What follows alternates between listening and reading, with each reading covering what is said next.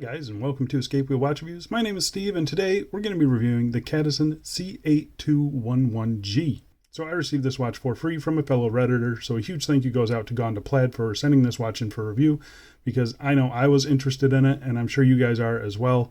And as always, if by the end of this review you find yourself wanting to pick one of these up, I'll be leaving an affiliate link down below in the video description. If you use that link, you aren't paying any extra, but this channel will benefit slightly from the small commission earned. So a huge thank you goes out to anyone who has ever used one of my affiliate links. I really do appreciate it. The current retail price for this watch is just over $75 US, and that's before any sales or coupons. Cadisen does participate in these sales, so you can expect to save a few bucks if you're patient. This specific watch model is available in two different colorways. You have a solid steel or this two-tone that you see here. But they also sell the C8053 line, which is pretty much the same watch, same case, same bracelet, same crystal, same movement, same hands, but it comes with a couple different dial options. So I will pop those up as well. So you can kind of apply this review to that as well. Just be careful. Cadisen does also sell a 40mm version of a watch that looks very similar to this. So this is for the 38mm cases. So just keep that in mind when you're checking out their store. The watch case and bracelet are made of stainless steel. It has a sapphire crystal, a push-pull crown, screw-down case back, 50 meters of claimed water resistance, and it's powered by the Miyota 8215 automatic movement. So this 38mm DJ homage has been on my radar for quite a while. Definitely that C8053 line. I really like that one. So I'm really happy that I'm able to check this one out. I've always had my suspicions about how this watch is going to be, and I have to say I was pretty much spot on. So I say we get right into this review, but before we do, I'm going to do a quick wrist check today. Wearing the Baltony Chrono Field. I will be leaving my link up in the corner. But yeah, still really liking that watch. All right, let's get the dimensions out of the way. A case diameter of 38.4, thickness of 11.3, 20mm lug width. Lug tip to lug tip is 46.2 millimeters. And sized up for my 7.5 inch wrist with 3 links removed. It weighs 114 grams. So I think the size on this thing is really nice. You know, you have lots of 36mm watches in this style and a lot of 40mm watches in this style. And this one's right bang on in the middle. I think it wears great. I think it looks really good. It's a pretty flat case, which is typical for this style of watch. But I do think it wears pretty good, and the bracelet is comfortable, all that stuff we'll talk about in a little bit. But yeah, I do like the way this thing wears. I think the size is pretty much spot on for what I prefer. So I'm going to go outside right now and throw it on my wrist for you.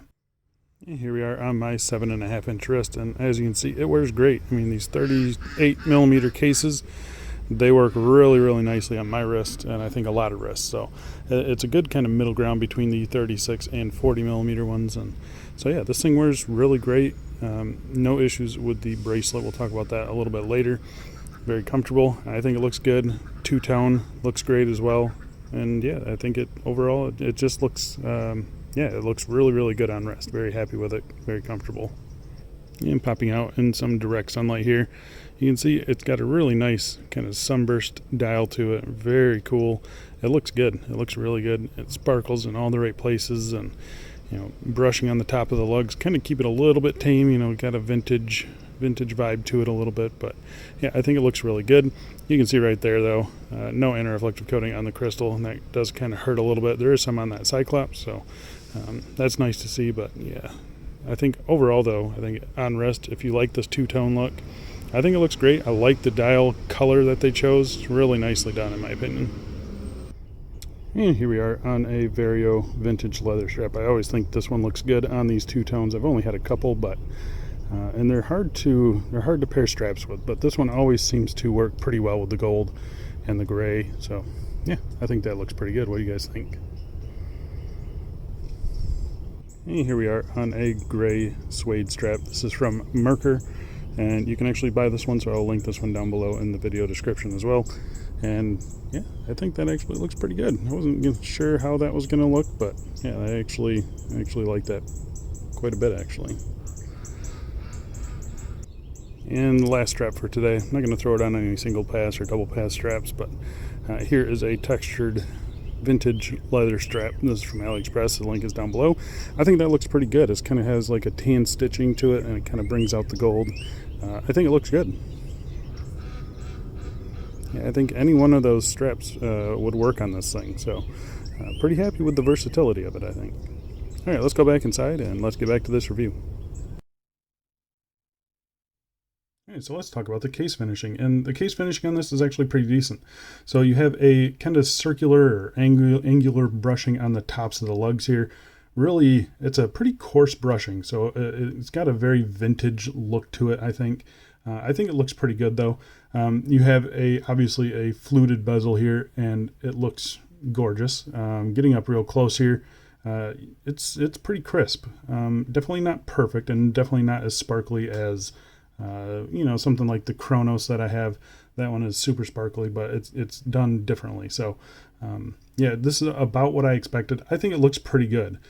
Flipping it to the case sides here, fully polished case sides, no issues with the polishing. I think they did a really good job. Cadisen has always done a really nice job with their polishing, and this is really no exception. You got nice sharp transitions as well. I mean, it looks good. I've got no issues with the case finishing on this. It's pretty much what I expected from Cadisen. They're usually pretty good for their prices, and this is no exception. I think it looks really nice. The crown here, you have a golden crown on this two-tone. It is signed with the Cadisen logo there. It's just a push-pull crown, so you can get it in a perfect spot. Yeah, it makes my OCD happy. So, but yeah, really happy with the case finishing on this thing. I think it looks pretty good. Flipping it over to the case back, you can see here you've got circular brushing on the bottom of the lugs. Then you've got this coin edge style case back, which I'm not a big fan of. The owner of this watch asked me to actually loosen this up for him, so I'm going to do that before I send it back to him. But yeah, I think it looks pretty good. See-through case back. I'm going to test that for sapphire. I don't expect it to be sapphire, but yeah, you've got your typical spec sheet around the outside, model number, water resistance, all that fun stuff. So pretty nice and tidy back here. The 8215 is nothing pretty to look at, but it's kind of cool to see it there. And yeah, that's pretty much all I got to say about this. Nice and comfortable, no issues with it. Pretty happy with the case finishing on this overall. All right, let's talk about the crystals. So we will test it for sapphire. So positive for sapphire. Let's test the Cyclops. Cyclops is not sapphire.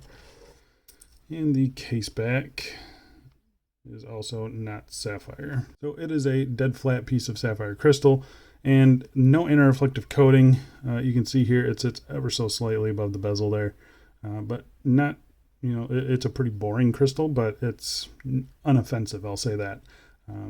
Get the hands out of the way here for you, just so you can see the Cyclops. Cyclops alignment seems pretty good. It might be a little bit low, and the magnification is nothing special. It might be like 1.5 times magnification. So you can see there's a little blue tinge to it. So the Cyclops does have AR coating on it, which is nice. Keeps the date pretty legible.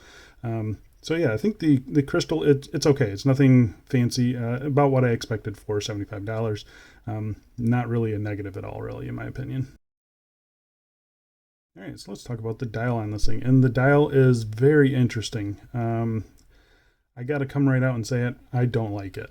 I'm not a fan of this, but that's just me. I know everyone's tastes are different, and this one is really unique. I like the sunburst effect to the dial. As you can see, it's a really nice, strong sunburst, dark gray. I think that looks great. You have your Cadisen automatic there. You have 5 atmospheres, waterproof, 21 joules. I think all that looks good. The applied logo at 12 o'clock, I like seeing that as well. But this is where it starts falling apart, and that's the dial indices. So you have the Roman numerals, which are just printed on. As you can see there, they got a little bit of depth to them, as you can tell, but I mean, it's really hard to see the depth on them. Surrounded in green. Now I know this is an homage to a very special edition of the, yeah, we're not even going to say the word. So yeah, I get why they did this. I'm just not a fan of it. But you can see it's all done pretty nicely. I've got no problems with the quality of the printing on the dial. It looks really good. You've got a printed minute track around the outside with your 5-minute markings all the way around. Pretty happy with that. And then you've got this applied marker at 9 o'clock. Not really sure why they did that. I'm not sure why the original did that. It looks silly, in my opinion. Yeah, it's just, it's just an odd choice. I wish they would have just put something there other than an applied index, like even just a printed, a printed index there, black with a green border on it, I think would look a lot better than what it is now. So again, that's just me. I know this is a homage to a special edition, and that's just kind of, they're just following someone else's design. So I can't really knock them for doing that. If this is your style and you like it, then that's fine. Yeah, I think the execution is done pretty nicely though. I've got no issues with that. The handset on this, just like the other version, it's too short. It's way too short, way too small. And I think they're finished nicely, as you can see right here. They're finished pretty nicely, so no issues with the finishing on them. They're just a little bit too small for my personal preferences. So yeah, that's just something to note. The lume shot on this thing, I'm not even going to post up a lume shot. The lume is bad on this watch. The hands, they fade immediately. And then the only other aspect of this dial that's loomed is this hour marker here at 9 o'clock. Again, it's not good lume. Do not buy this for the lume. Pretty much expect no lume, and then you'll be happy. Overall, the dial, I like the color of it, but I just don't like the layout of it. I don't like the look of it. But it is executed pretty nicely. So yeah, that's something that you guys can look forward to if you like the style. They pulled it off pretty well. And I also want to mention the date window here at 3 o'clock. It is chamfered, and the date seems to be pretty nicely centered, so no issues with that. All right, so let's talk about the movement in this thing. So I'm going to pop up the time grapher shot right here, and here's how you can see it is running. This is the Miyota 8215 automatic movement. It's running pretty good for me. It started off like 5 seconds, and then it drifted up to about 8 seconds. So, but still very acceptable for a watch in this price range. I'm pretty happy with the accuracy of it. The movement is operated by this 3 o'clock push-pull crown. As you can see here, it's not a screw-down crown. So in this position here is where you can hand wind it. Hand winding feels nice and smooth, just like an 8215, just like you would imagine. First position is your date change. Very happy with the date change on it. Very happy with the alignment of the date. I think that all looks good. And pull it out to the second position, and this one actually hacks. So the 8215, it's kind of a grab bag whether it's going to hack or not. Cadisen does seem to be using one of the newer movements, so this one is hacking. That's nice to see. It also seems to be a little bit quieter than previous ones. So I know my main issue with this watch is the rotor. It only winds in one direction, so when it starts spinning, it won't stop. It's loud, and it just keeps on going. You can kind of feel it on wrist. This one is fairly tame as far as the 8215s that I've had in the past. So that's good to see. As you can see there, everything is ticking away back there. It looks good. No issues with the movement. I'm actually kind of happy with the movement in this thing. Obviously, I would still prefer, an NH35. All right, so let's talk about the bracelet on this thing. So it's 20 millimeters. It tapers down to 16 millimeters at the clasp. You have push pins for sizing, as you can see there. Butterfly clasp, no micro adjust, no half links or anything like that. So the fitment's going to be a little bit of an issue, but I think these links are short enough and small enough that you're going to be able to get a pretty good fit on this thing. And it's not an overly heavy watch or anything like that, so you don't have to, if it's a little bit loose, that's okay. But yeah, I prefer a normal style clasp, but this one, it functions fine. We'll talk about that in just a second. The end length fitment here, it's not great. As you can see here, there's a clear gap behind, like all the way through there. Not good. It just doesn't, it follows the case curvature okay. It's, again, not perfect. But yeah, the fitment on this bracelet is just not very good. It doesn't really look nice. It does have female end links, which is nice. They are solid end links and solid links all the way through, as you can see right here. If you look at these middle links here, you can definitely see that it's just plated, or, I'm assuming that's plated on the top surface there. Even the sides are still silver, so that's just something to note. Not sure how long these things hold up. I've heard in the past from other people that have used these kind of two-tone or solid gold homage watches that the PVD coating or the plating or whatever they're doing to it does hold up pretty well over time. So, but I haven't had a watch like this long enough to really experience that. So just something to keep in mind. The bracelet itself, it's very flexible, very flexible, as you can see here, which makes it super comfortable. So the comfort on this thing is really nice. Very happy with it. This bottom edge is nice and soft.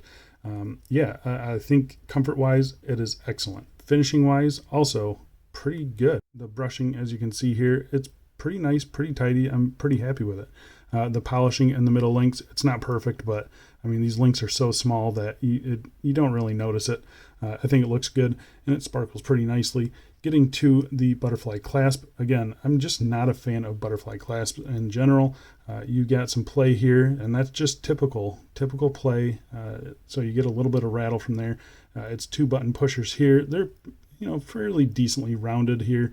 This bottom edge here where it sits on your wrist, it's a little bit sharp, but again, it's been fairly comfortable for me, and I've had no real issues with the opening and closing of this thing. It works just fine in my opinion. But yeah, I would definitely prefer just a normal style clasp. Yeah, overall though, I think the bracelet is fine. It definitely rattles and jangles quite a bit, more than necessary. I have other watches of this style, this 5-link style. They're definitely less rattly and just as comfortable as this. So yeah, they could definitely tighten that up. Definitely those end links, those need some work as well. So yeah, the bracelet isn't the highlight of this watch. I think the watch head is done really nicely. The bracelet needs a little bit of work, but thankfully it is super comfortable. So there you go, guys. That is the Cadisen C8211. Yeah, I'm pretty happy with it. As far as the execution of the watch, it is pretty good. It's very comfortable on wrist. The bracelet needs a little bit of work, could be tightened up just a little bit, but overall, not terrible. There's nothing terrible about this watch besides the lume. The lume is terrible. Don't buy this for the lume. But if you're looking for this watch, if you like the looks of this watch, yeah, I think it's a good buy. $75. It's not bad. This is a lot of watch for $75. Cadisen they're kind of one of the better brands in that price range, that $75 to $100. I think they give you a lot of bang for your buck in that range. Yeah, they're really nice. So if you are interested in this, again, link will be down below for that. I really appreciate if you use my affiliate links. I think that's about it for me though. Thanks a lot, guys, and I'll see you in the next one. See ya.